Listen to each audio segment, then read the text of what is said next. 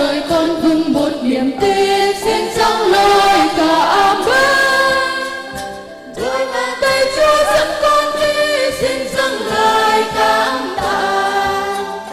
Tay hồng ân Chúa đưa con về, xin dâng lời cảm ơn. Cho con trời mới, đất mới, đường đại con đổi mới. Con đến ta rồi, tình thương xót Chúa muôn đời.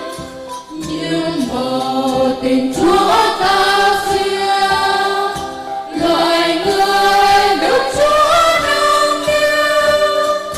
nâng niu của con người trong mắt Chúa. Chúa nâng niu gìn giữ luôn đêm ngày. Xin dâng lời cảm tạ, hồng ơn Thiên Chúa bao la. Xin dâng lời cảm ơn, qua theo tiếng hát dâng lên.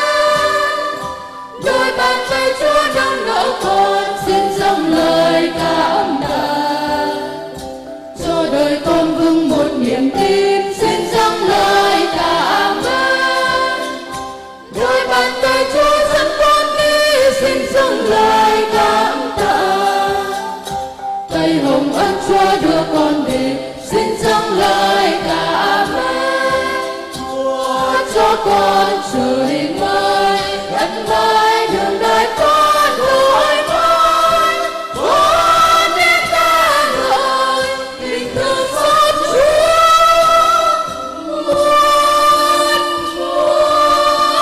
muôn đời.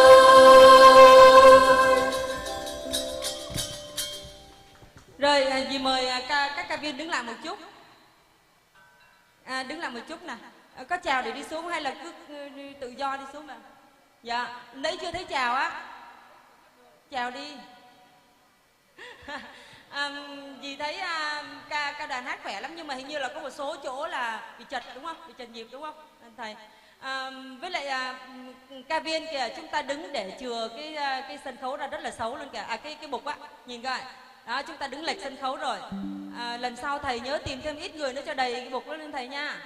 Xích qua bên đó, mình đừng có để cái bục chừa ra. Chúng ta bước sang bên